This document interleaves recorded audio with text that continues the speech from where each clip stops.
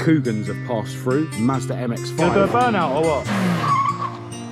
Everybody's favourite part. Do a little bit at a time, trial and error. Modification required. Loving the carbon fibre. Man, does it feel good to drive this car. And my beautiful girlfriend Kat. A little bit of grief.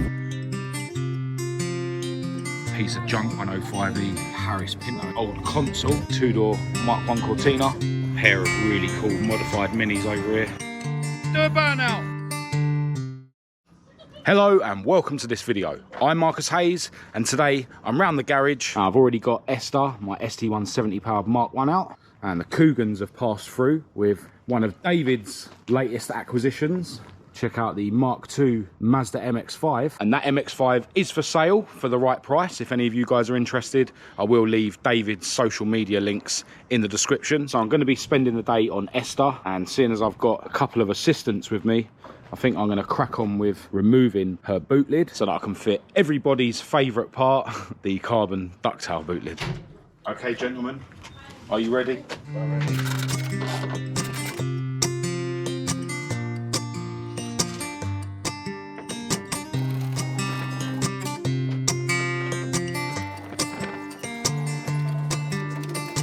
So cool how this is just a one-man job. All right, so ducktail carbon boot lid is fitted. I still need to mess around with the adjustments to get it to fit more perfect, but what I'm gonna crack on with now is actually putting the latch into the boot lid, and I'm gonna need to file that square hole out so that I can get the latch in, and the latch is currently still fitted to the old boot lid.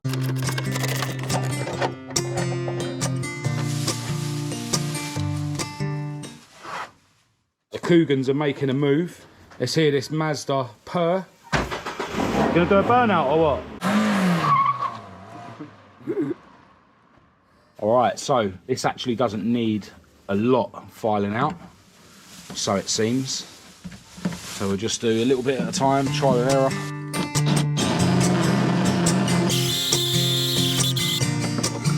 Maybe a little bit more down here. I remember from before that you need to have clearance for this bit to slide. So over here, this bit here is just catching the spring.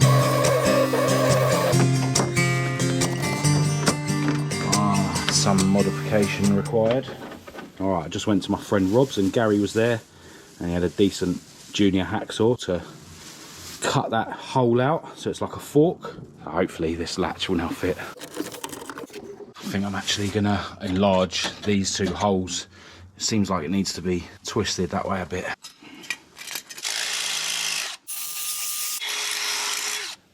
All right, the latch is on. What I just did actually is bent these a little bit to adjust it. So yeah, it now looks like it's sitting level, and yeah, there's the third bolt there. I don't think I'm gonna bother fitting the boot lock today. Definitely a job you have to take your time with. I remember last time I did it, I bored out the hole for the boot lock before I actually saw whereabouts it needs to go in relation to the hole here where the pin from the lock comes through, and I ended up having to basically offset that hole, so I had to sort of elongate the hole, and then I built up this araldite here just so that I was able to put the clip on and stuff. What I should have probably done was work out where the lock needs to be in relation to this, and then I would have known sort of, you know, whether I need to file it out upwards more or downwards. But yeah, I need to file that out before I can fit the lock. But you know, I'm still able to undo the boot like that temporarily. I think I'm actually going to whip that latch back out and have a look at the adjustment of the boot lid, which can be a long procedure. Yeah, I'm definitely doing things in the wrong order today. If I filed the hole out for the latch before I fitted the boot, I wouldn't have had to put this sheet on. And if I'd done the alignment before I fitted the latch, I wouldn't have to take the latch back out. But it is what it is. I'm just making it up as I go along, as usual. All right, let's see where we're at with the alignment. Definitely needs to go that way and that way, which can only really be adjusted by forcing the hinges over. Looks like the height of the back of the boot needs to go up a little bit. and then I'll send it that way. Right, so to adjust the height of the rear of the boot lid, there's 2 nuts in here, and you loosen those, and then you're able to, you know, make the hinge sort of move like this. One of the bolts is just a pivot point, and then the other bolt hole is sort of elongated, so yeah, it pivots up and down like that. And when you adjust the height, it also affects how far back or forward the boot lid is. So yeah, I'm going to raise both of those first, and then I'll worry about adjusting these.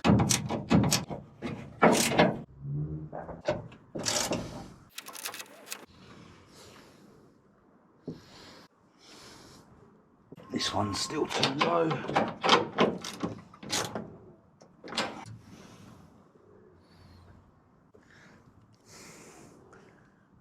So now I'll drop these both sides. A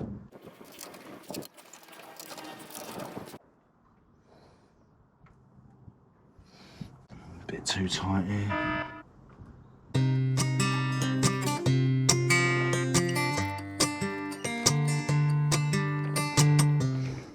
Alright, been messing about with this for over an hour now, and it's still not perfect, but I've got the latch back in. And it does shut. It's not too bad, but yeah, it does need a little bit more adjusting. It's a nightmare, you know, you adjust the height of this, and then that puts the distance here out, and you keep going backwards and forwards. And there's a few times where I've got it sort of close where it is now, and then I've tried to make another adjustment and it's completely thrown it all out. So yeah, I think for now I'm just going to leave it like that, and I can always come back to it another day to try and make the fitment better. Now I think for my next bit of carbon that I'm going to fit, I'm going to choose something really simple. Absolutely loving the look of this front end now with all the carbon. Just fitted the front lip, which unfortunately does have quite a lot of stone chips on it. In fact, the front panel's got a couple just there. But yeah, put the front plate on as well, and I am over the moon with how aggressive this front end looks now. And now I'm going back around the back end of Esther to fit yet more carbon fibre in the form of a new rear bumper. So here is said carbon rear bumper. It's already got the holes drilled, which is cool. Now these are the original type bumper bolts. They've got like this square bit beneath the head, and with the old carbon fibre rear bumper, and I've done the same with the carbon front bumpers that are on now, I actually painstakingly filed a square hole in the bumpers so that I could use these original type bolts. But this time I'm hoping that I can just use these Allen key button head bolts. Now the long ones are slightly shorter, actually quite a bit shorter than the original ones. These were the longest ones I could actually find on eBay, and the long ones are used on the corners, so they go through that hole there, and you've got this spacer that sits between the bumper and the car. So hopefully this will just about be long enough, and then I've got these shorter button head ones which will go here. Same the other side. So I've got these brackets which are also carbon fibre. My front bumper irons are also carbon fibre. I don't even think you can get the bumper brackets in carbon anymore. But yeah, first thing I'm going to do is put these brackets on. You've got one that goes there and one that goes there. And Gavin and his team at the paint shop very kindly labelled these, so I know which one's which. I can see that this hole is that way from this hole. So that means that this bracket must have to go like that. Got this rubber washer on these just to keep it watertight. Put that in like that. These bolts are a little bit shorter than ideal, to be honest. Actually, I stand corrected because I've got my fuel pipe here. Oh, this is fiddly. Just do that finger tight for now. And that's the other side done. Might as well pull this tape off now. Who spotted the mistake? Like a numpty, I've got the rubber washer on the outside. That's more like it. I don't know if maybe I should use like a little O-ring or something to try and protect the bumper from the bolt. Yeah, I think I'll do that. Something like that.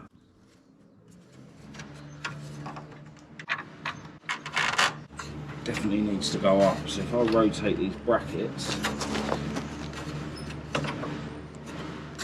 it should lift it up. Hang on a minute. I've got the bumper upside down. Try swapping the brackets around. Did I read them wrong? Or were they labelled wrong? Yeah, I think I've bolted the wrong end of the bracket to the car. Hopefully, anyway. So yeah, the brackets were on the right side. I must have to go like that. Yeah, that's gotta be it.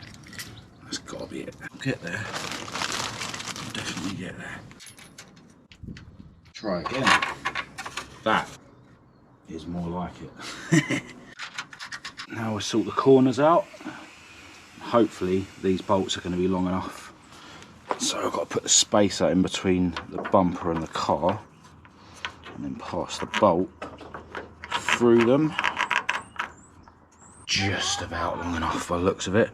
And I've got these fibre washers here which I think go here to make it watertight. Would have been better if I had some more of those rubber washers, but I don't. Just put that on the bolt there. Just about got enough thread to get the nut on. Do have some mint washers, but while I've got it in position, just use that one that I just found. Same process the other side. And just like that, the carbon bumper is on. So now I just need to go around and tighten all the nuts up and try and keep the bumper straight as I do so. Try and put a bit of tension on the brackets because this is really flimsy. Might actually make something to come off of the rear number plate light at some point. Just glue it to the back of the bumper just so I don't have any extra holes there. But yeah, this is very flimsy. Or maybe I can glue something to the inside. My old bumpers actually have like a piece of foam glued in there, like stiff foam. Yeah. That's alright. There it is, all tightened up. Loving the carbon fibre. This has actually got a herringbone joint in the middle, so the pattern goes this way, this side, and this way, that side. I would actually like to take Esther with me to the Chelsea cruise tonight, so it's time for me to start thinking about packing up and hitting the road.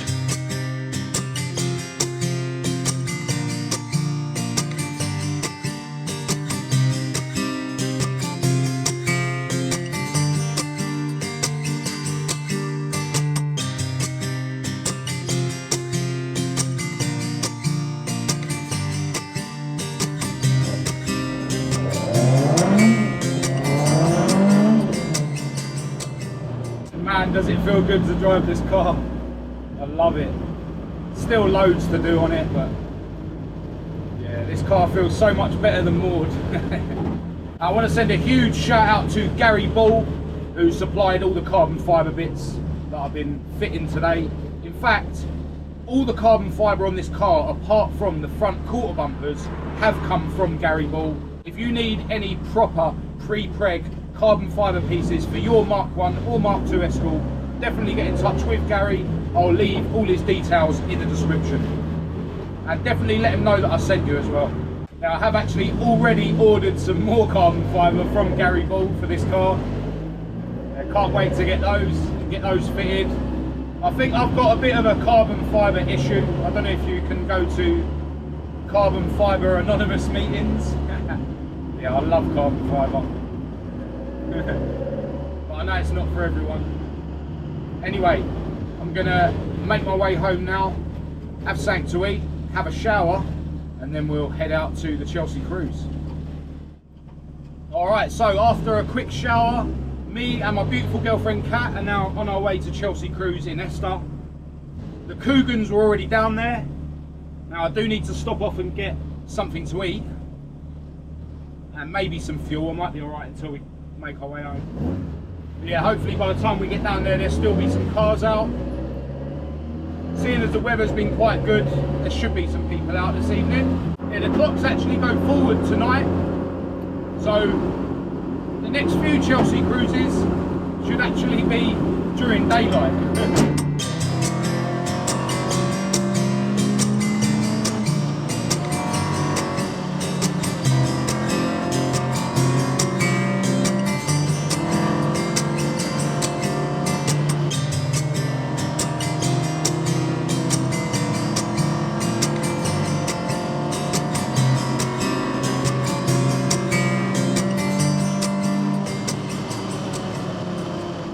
had a little bit of grief. We stopped off for fuel and picked up some food in the garage, and then when I come back out and went to start the car, the battery light didn't come on, which means that the battery wouldn't be charging by the alternator.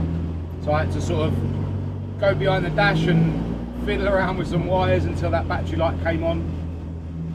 The battery gauge is now in the green, so all is good. But yeah, I'm going to rewire that battery light up. I'm going to take it out of the multi-plug and just put my own 2-pin multi-plug on it. So can't be dealing with running out of electricity.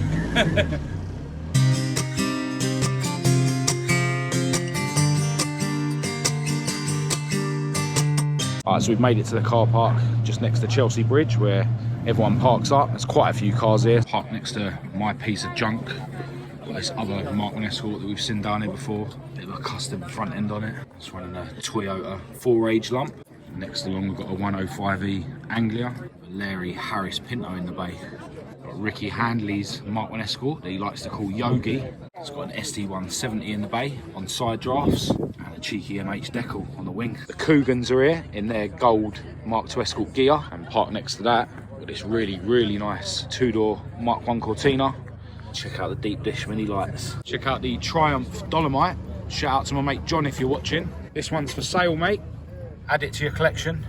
RS Turbo on its way out.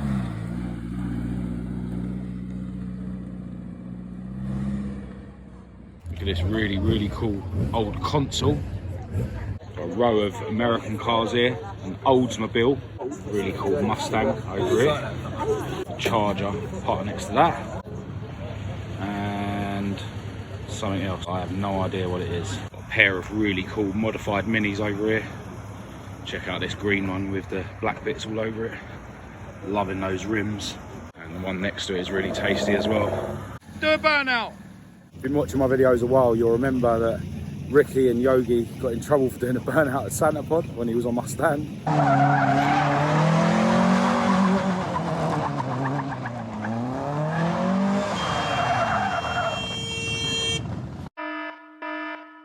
A few more Escorts have just joined the party. Really nice white 4-door Mk1. Next to that, got a really nice yellow 4-door Mk2. And you've got a really cool Mexico next to that.